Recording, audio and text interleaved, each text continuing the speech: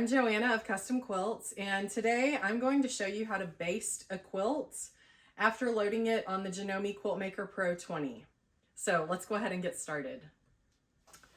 To start off with, there are some things that are really important to remember whenever you're about to load a quilt on the Longarm frame.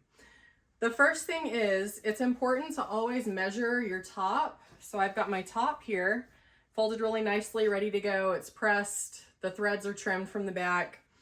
And I've already measured my top, and then I've got my backing, which looks like it might need a little bit of a press before I load it. The important thing to remember is you're going to need your backing, which is this solid white fabric that I've got here. This backing needs to be bigger than your top.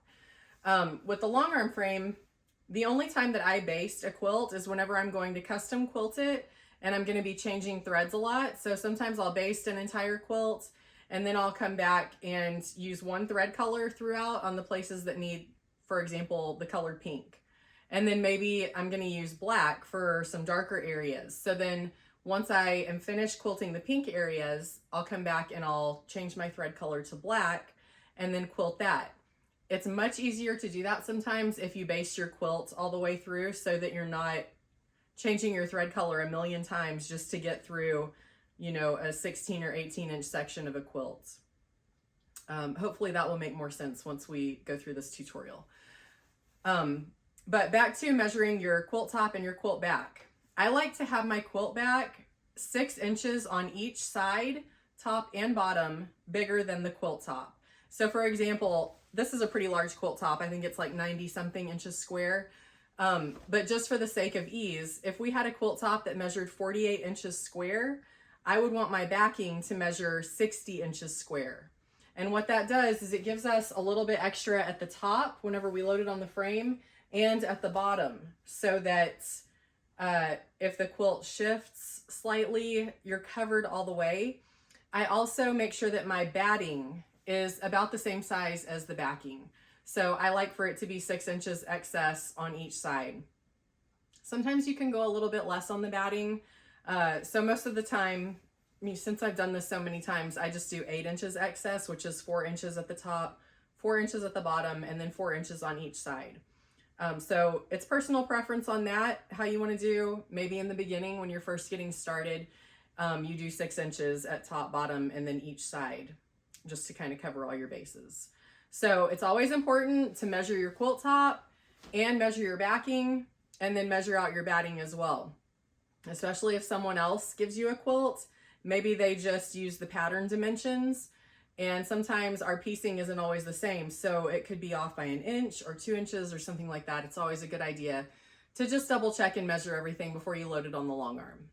All right, so let's get started on our next step. Okay, so now I am ready to load my backing, and there are several ways that you can do this. You can use pins on your leaders. I like to use these shorter snaps. You can use sew tights, the magnets. It's all personal preference what you want to do and how you want to load your backing and your quilt top. But so I'm going to go ahead and do that now, and then I'll load my batting and my quilt top.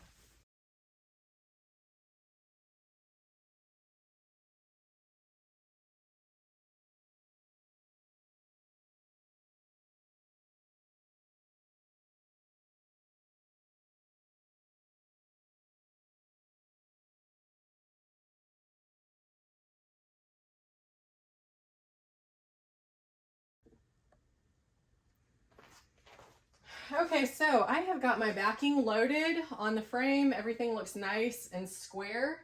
I made sure that the backing was square before I loaded it. But now you might notice that I have these little, I don't even know what these are called, but I made these. I put a piece of plastic inside a little orange scrap of fabric that I had to make a sleeve. And then I used 5 corsage pins. And what I do is I take these and pin them. You can also use magnets. It goes a lot faster if you do. I pin these to the sides of the backing fabric.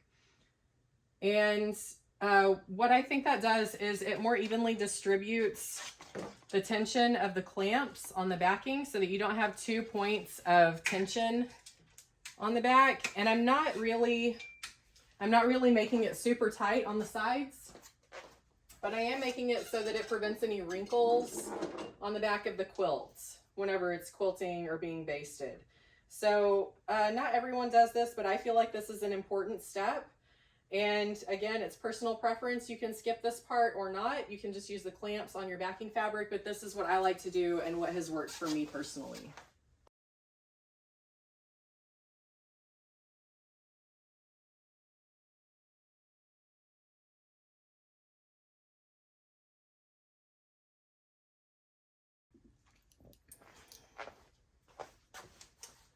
Okay, so before we get started basting our quilts, one tip that I want to share with you is this is a great way to get rid of leftover bobbins that just have a little bit left. So what I do is I'll load these in the bobbin case, and it will usually be enough to do 1 pass or 2 passes whenever I'm basting.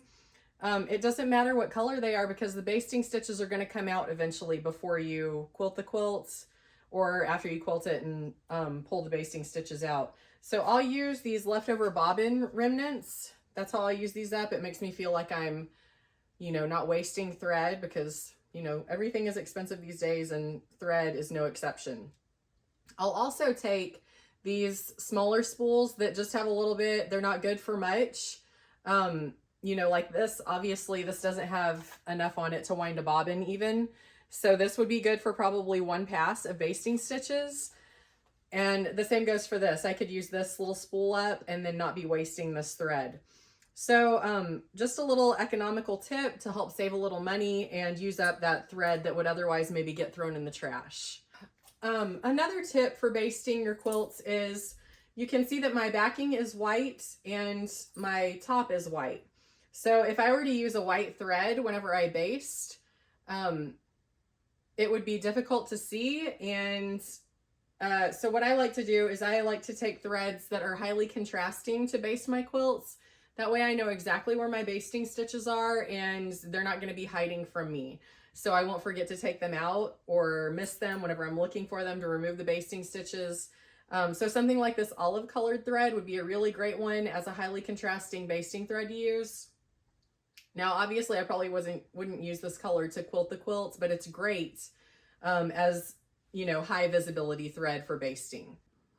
Okay, before we get started, what I'm going to do is I'm going to change my stitches per inch to basting stitch, which is 1 stitch every 1/2 inch. Whoops. So you can see that I'm lengthening the length of my stitch length.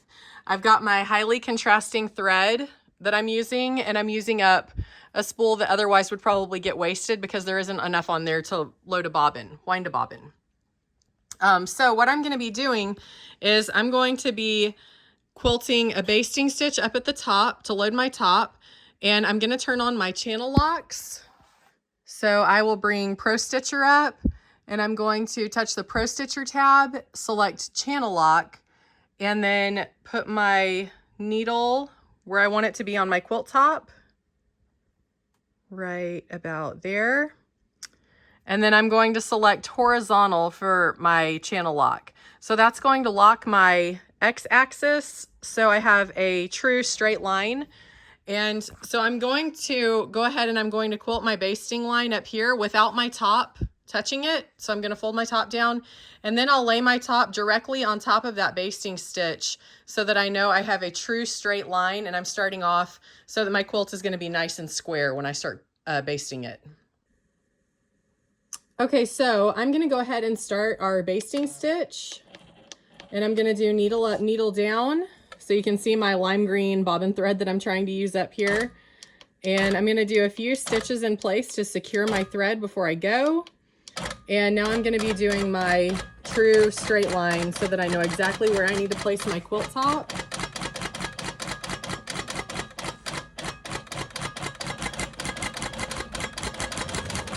Okay, I'm going to put my needle down. Now I'm going to lay my quilt top directly on top of that line.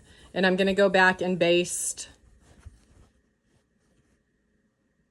my quilt top to my batting and my backing.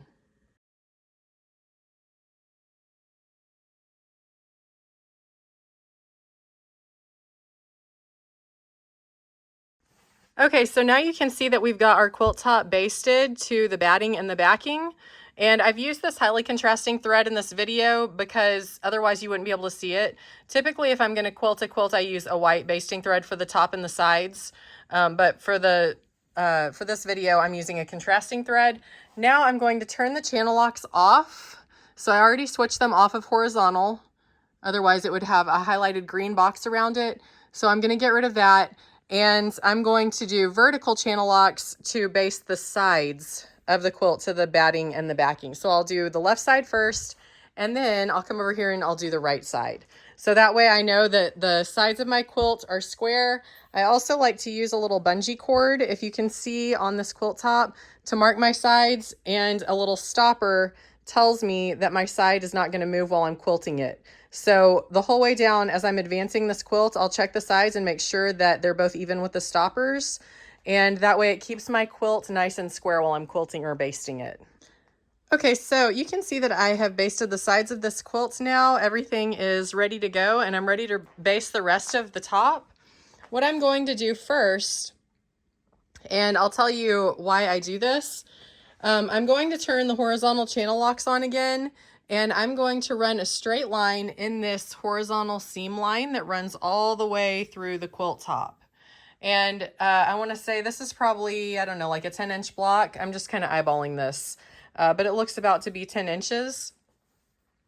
And so if we were going to custom quilt this, we want our quilt to stay nice and square all the way throughout whenever we're advancing and rolling back and forth, back and forth.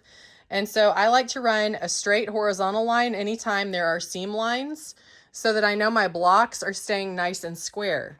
After I do the basting, and whenever I do my basting, I'm going to do my basting stitch at 1 inch. So 1 stitch every inch.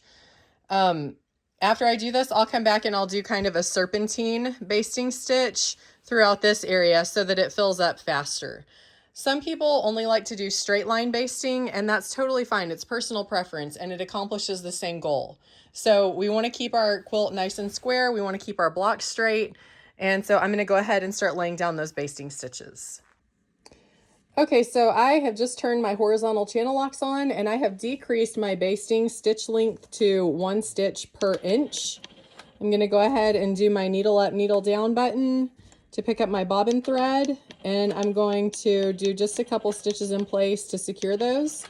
While I'm still holding my tails, I'm going to go ahead and move over a little bit and do just a few stitches on the quilt top. Now I'm going to go ahead and start doing my basting stitch. And I'm doing that right in the seam line with my horizontal channel locks on. And so, you know, we're starting on the first row here, and you can see that this is going to keep my row nice and straight. Everything is going to be nice and square. And I'm just going to repeat this throughout the entire quilt until I've got the whole thing basted. Usually this will take me, I don't know, depending on the quilt size, 15 to 30 minutes. This is a pretty big quilt. This is almost 100 inches square. And I like to take my time to make sure everything is nice and square. So I'm just about done basting this row. Sometimes if your blocks are a little bit wonky, you may have to manipulate the fabric a little bit to help your basting stitches fall in the seam line. Awesome. All right, so I'm finished with that row of basting stitches, and I'm going to do just a few stitches in place. There we go. Now I'm going to turn my channel locks off, and I'm going to go back, and above my basting stitch, I'm going to do kind of some serpentine basting. And I want my basting stitches to be not too close together because I don't want to be taking basting stitches out like that's all that I'm doing. But I do want good coverage of the basting stitch. So I would say at least 1 stitch, probably like every 4 inches. So you can see that I'm getting pretty good coverage here. And really our main goal is to prevent the backing and the batting from being able to pucker while we're advancing and rolling the quilt back and forth. We want to keep the layers together nice and neat.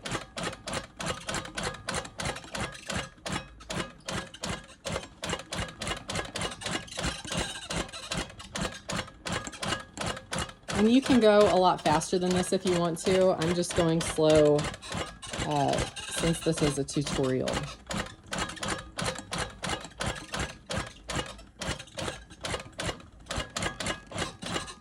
Oh, and now my spare bobbin thread has run out, so I'm going to go ahead, whoops, I'm going to go ahead and change that.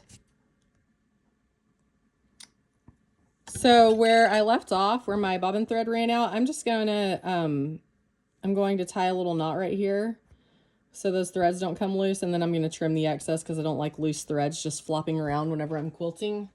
And now I've got another spare bobbin in, and like I said before, I like to use up partial bobbins that don't really have enough to do anything with another quilt, or maybe it's an off color that I'm probably not going to use for a while.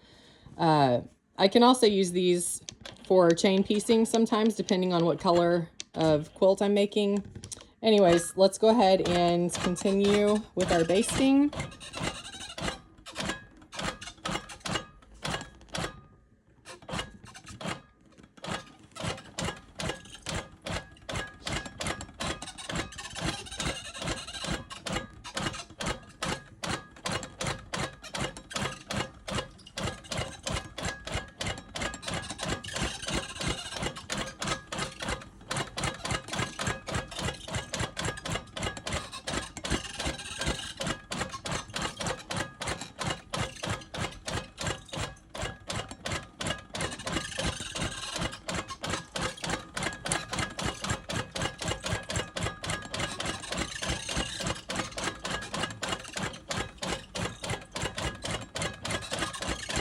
Okay, we're almost done with this first row. And there we go. So now we're ready to advance our quilt and then run another horizontal line on my next row and seam line. Okay, so now that I've done my first row of basting stitches, I'm going to need to advance the quilt so that I can do my next horizontal row of basting stitches. So I'm going to advance this portion, and I'm going to make sure that the batting is straight and it's not wrinkled.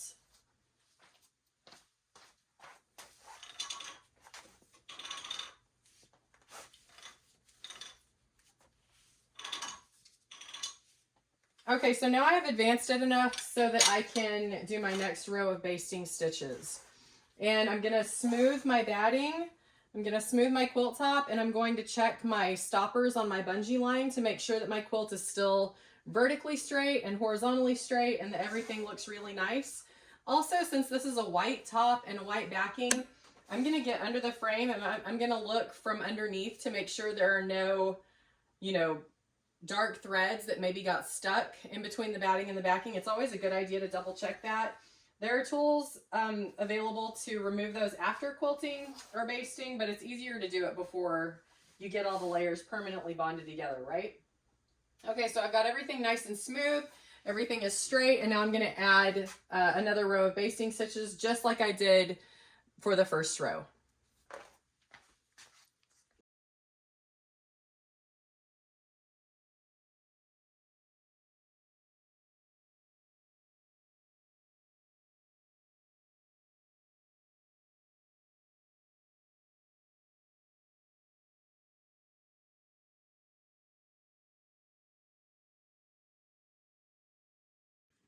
Okay, so you can see that I've got 2 rows basted now, and I'm just going to do this until I get to the very bottom of the quilt and finish basting my quilt. I will say I forgot to say that before I started basting the horizontal line and then the serpentine on my second row, I did come over here and baste the sides, the right and the left sides of the quilt before I started basting.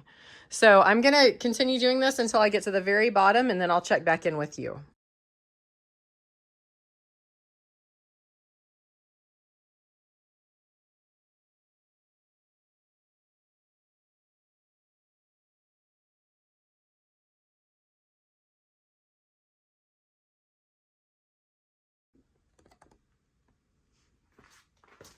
Okay, so I have basted this entire quilt except for the bottom and the last row.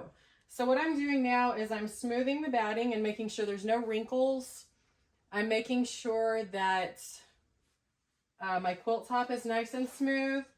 And again, I'm kind of looking through my white fabric to make sure there's no dark threads that got hung up underneath the quilt top.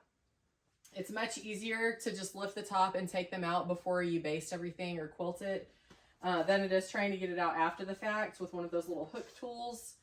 So that's what I'm doing right now. I'm making sure that everything is nice and smooth and straight. I'm getting rid of extra threads. And what I'm going to do is I'm going to baste the bottom, and I'm going to be using the channel locks. Since I've been doing my horizontal basting stitches so that I've got true horizontal lines on every row, as long as my quilt top is nice and square, then the bottom should line up exactly with my horizontal channel locks. So in theory, everything should work out. And, you know, if you're a quilter, you know that not every quilt top that you get is square. And so sometimes you have to, you know, just do the best that you can to try to make sure that the quilt is as square as you can get it. So I'm going to go ahead and do my basting stitches here. And for this, I'm doing 2 stitches per inch. So on my Pro Stitcher screen, it says B 1/2. That's the size of the basting stitch that I'm using. So I'm going to go kind of slowly. I'm making sure that the bottom of my quilt is nice and straight. So I'm kind of just helping that along. I'm not stretching the fabric out. Even though it might look like I am, I'm just kind of guiding it into place. If you stretch the fabric, then it could cause distortion in the quilt later on. So you just want to make sure that you're careful so that you get a nice straight basting stitch on the bottom of your quilt.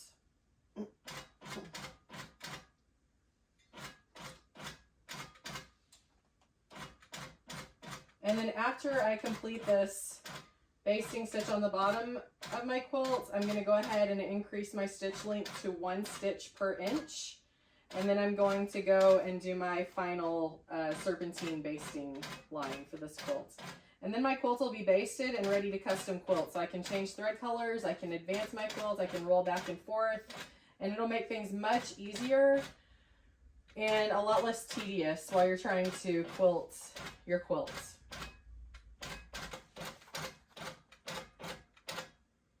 Okay, now I'm ready to baste the final little portion of the side of the quilt. Awesome. Okay, and now I'm just going to decrease my stitch length, and I'm going to go ahead and do my final serpentine basting stitch.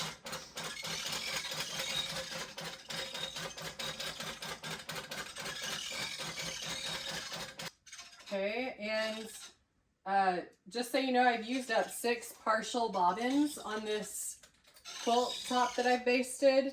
So these were bobbins that were not enough to do another quilt, or they were colors that I wouldn't likely use for a long time.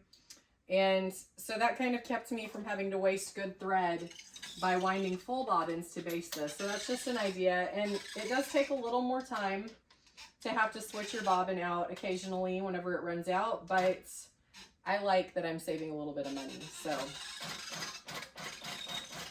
there are definitely pros and cons. All right, and that's it. We're done. Our quilt top is basted. And now we can start our custom quilting.